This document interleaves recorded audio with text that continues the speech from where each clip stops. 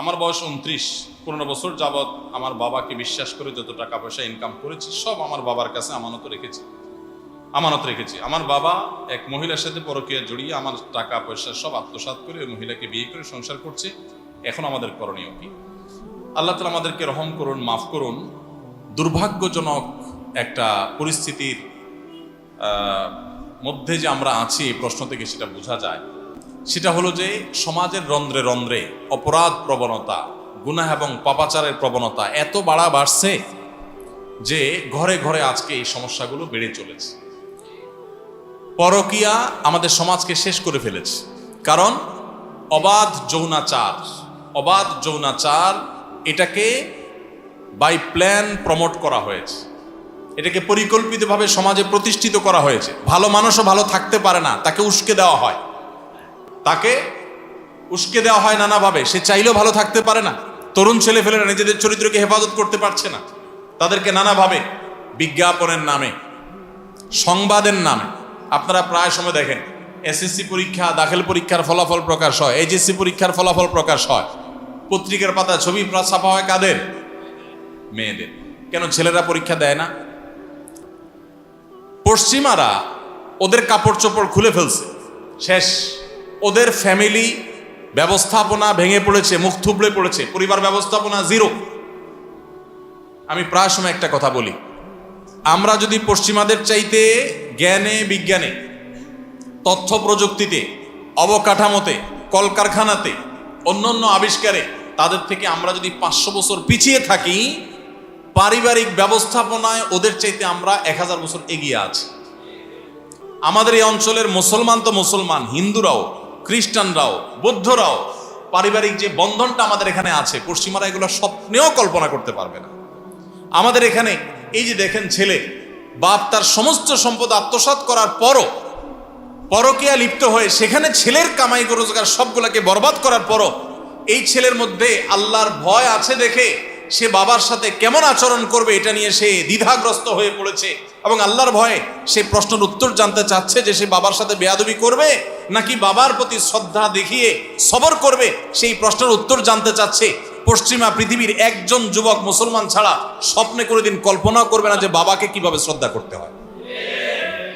Europe আমেরিকানরা আমাদের চাইতে অনেক দিক থেকে এগিয়ে থাকতে পারে, কিন্তু জন্মদাতা বাবাকে কিভাবে শ্রদ্ধা করতে হয়, ভালোবাসতে হয়, মাকে কিভাবে ভালোবাসতে হয়, এগুলো ওরা কোনোদিন কল্পনাও করতে পারবে না।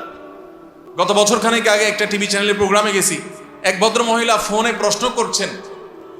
প্রশ্ন শুনে আমি তো হয়ে গেলাম, কি উত্তর দেব। উনি প্রশ্ন করে বলছেন, ভাই, আমার স্বামী আমার প্রতি অবিচার করে, নানাভাবে টর্চার করে, মার ধুর, গালি গালাজ, নানাভাবে টর্চার, এবং আমার সাথে থাকতে চায় না। আমি চাই স্বামীর খেদমত করতে, কিন্তু উনি আলাদা থাকতে চায়। ছেলে মেয়ে বড় হয়ে গেছে, সংসার বড় হয়ে গেছে, একই ফ্যামিলিতে ছেলেও তার প্রতি টর্চার করে। তো ভদ্র মহিলার প্রশ্ন হলো যে এই যে আমি স্বামীর সাথে একসাথে থাকতে চাই, তার সেবা করতে চাই, কিন্তু তিনি আমাকে সুযোগ দেন না, উল্টা আমাকে প্রহার করেন, গালিগালাজ করেন, নানা রকম অপরাধে লিপ্ত, অনেকে মাদকাসক্ত থাকে। এই যে আমি স্বামীর খেদমত থেকে মাহরুম থাকছি, আমি আল্লাহর কাছে কিয়ামতের দিন স্বামীর খেদমত করার যে আমার দায়িত্ব আছে, এটা অনাদায়ের কারণে আমি পাকড়াও হব কিনা।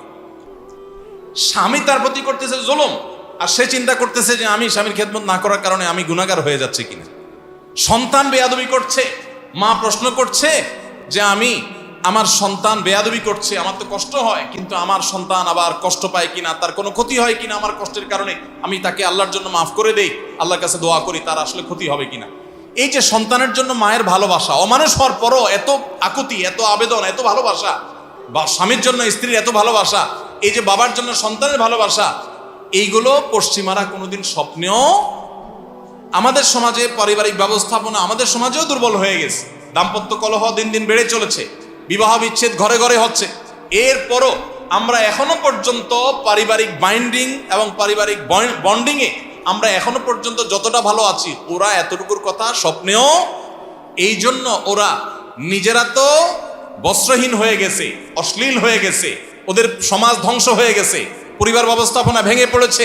এই জন্য আমাদের সমাজকে ধ্বংস করবার জন্য পরকীয়া উস্কে দেওয়া, জেনা ব্যভিচার উস্কে দেওয়ার মতো কালচার, সভ্যতা মিডিয়ার নামে, নাটকের নামে, সিনেমার নামে, এখন পাঠ্যপুস্তকে শিক্ষার নামে আমাদের মধ্যে আমদানি করছে তারা। আমাদের ছেলে মেয়েকে বইয়ে পড়াচ্ছে নিরাপদ স্পর্শ, এর একটা দৃষ্টান্ত তোমরা দেখো। কি? সেটা হলো তোমার স্কুলের স্যার, তুমি একজন ছাত্রী, তোমার গায়ে হাত দিল, এটা নিরাপদ স্পর্শ, কিছু মনে করা যাবে না। এই সমস্ত ঘটনা থেকেই পরিমলদের জন্ম হয়, এই সমস্ত ঘটনা থেকেই পরিমলদের মতো টিচারদের জন্ম হয়, কিন্তু সেগুলো শেখানো হচ্ছে। ছাত্র আরেক ছাত্রের গায়ে হাত দিবে, এটাকে কিচ্ছু মনে করা যাবে না। সপ্তম শ্রেণীর ছাত্রী, সপ্তম শ্রেণীর ছাত্র, তারা একে অন্যের গায়ে হাত দিবে, কিচ্ছু মনে করা যাবে না, এটা নিরাপদ। তার মানে কি? পোলাপানকে উস্কে দিচ্ছে, উদ্বুদ্ধ করছে যে আকাম কুকাম করো। শিক্ষার নামে এগুলো শেখানো হচ্ছে। আমাদের সমাজ ধ্বংস হয়ে গেছে। এই যে প্রশ্ন করেছেন, এই প্রশ্ন আপনারা একান না, হাজারো প্রশ্ন এরকম আসে। কালকে আমার কাছে এমন একটা প্রশ্ন আসছে মোবাইলে, আমি এখানে মুখে উচ্চারণ করতে পারবো না। এত ভয়ঙ্কর অবস্থা, এই সমাজ কোথায় গেছে আমরা জানি না। আরেক ভদ্রলোক তার অভিজ্ঞতার কথা বলেছেন যে আমাদের স্কুলের ছেলেফেলেরা, তাদেরকে আমরা বিবাহ বহির্ভূত হারাম রিলেশন থেকে বাধা দেই, বলি যে আল্লাহর ভয় সেখান থেকে সরে আসতে।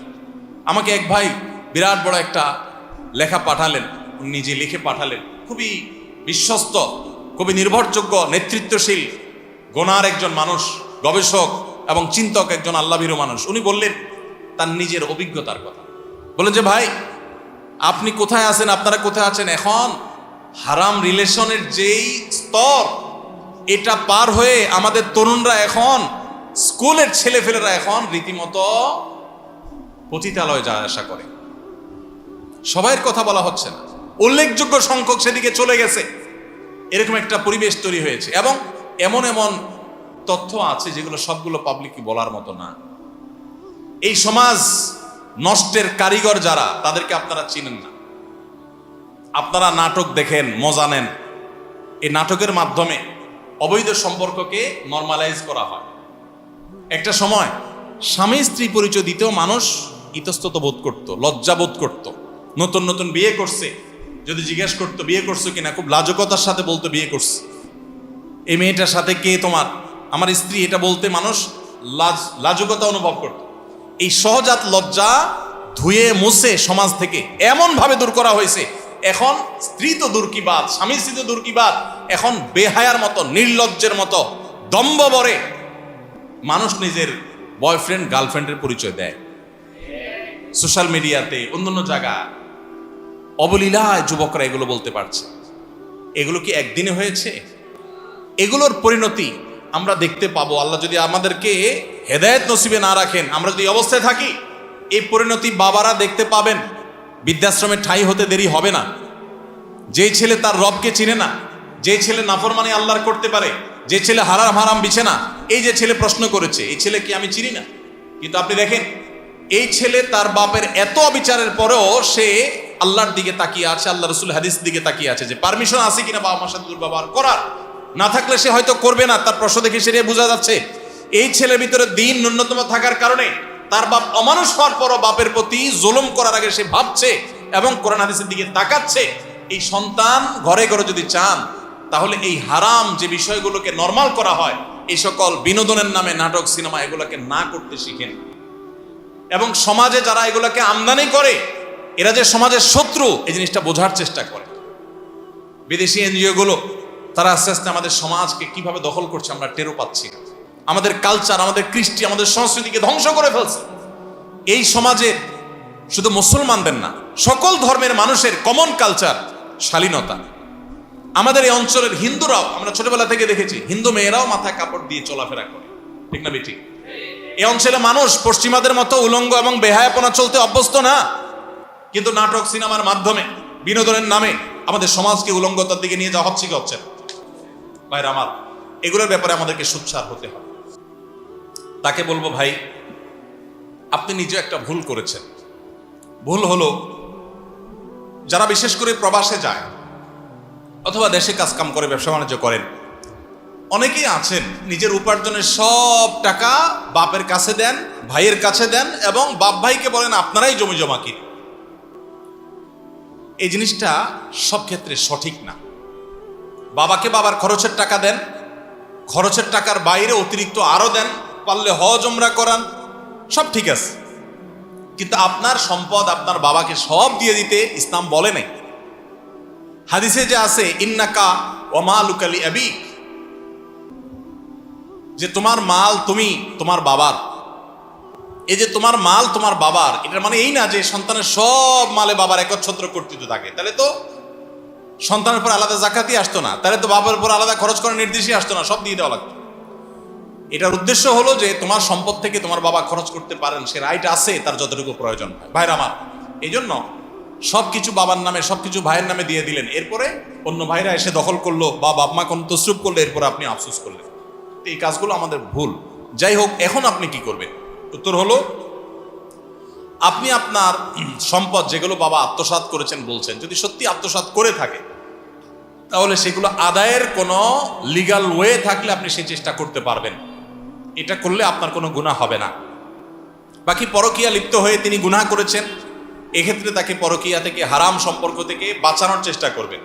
পরকীয়া করে যদি তিনি বিবাহ করে থাকেন তাহলে তো বিবাহ করে ফেলেছেন, বিবাহ না করে থাকলে তাকে অন্যায় থেকে আপনি সরানোর চেষ্টা করবেন, অন্যদেরকে দিয়ে বুঝাবেন, কিন্তু নিজে বাবার সাথে ওই কারণে বেয়াদবি করতে পারবেন না বা কোনো কারণে বেয়াদবি করতে পারবেন না। কিন্তু নিজের সম্পদ যেটুকু বাবা দখল করে ফেলেছেন, এটুকু যদি আপনি নরমে, সালিশে, বিচারে, বিভিন্নভাবে আপনি তার কাছ থেকে আদায় করতে পারেন, সেই অধিকার আপনার আছে। তবে সেটা করতে গিয়ে আবার বাবার সাথে দুর্ব্যবহার করা, তাকে টর্চার করার সুযোগ না। যদি দেখেন যে না, নরমে আদায় হবে না, তার সাথে বেয়াদবি করতে হবে, তাহলে বেয়াদবি না করে যদি আপনি সবর করেন, যেই টাকা তার কাছে আছে আল্লাহ তাআলার কাছে কিয়ামতের দিন অবশ্যই কড়ায় গন্ডা সেটা আপনি বুঝে পাবেন।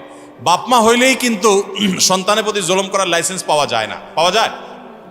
আমাদের সমাজে অনেক বাপমা আছেন যে বাপমা মনে করেন যে সন্তান আমার, যেহেতু অতএব আমি যা খুশি তা করবো। জি না, সন্তানের যেরকম বাবা মায়ের প্রতি কর্তব্য আছে, আবার বাবা মায়েরও কর্তব্য আছে সন্তানের প্রতি। অনেক বাপ মা জানে না তাদের কি কি কর্তব্য। আমাদের সমাজে এক পেশে ওয়াজ হয়, বাবা মার অধিকার নিয়ে ওয়াজ বেশি হয়।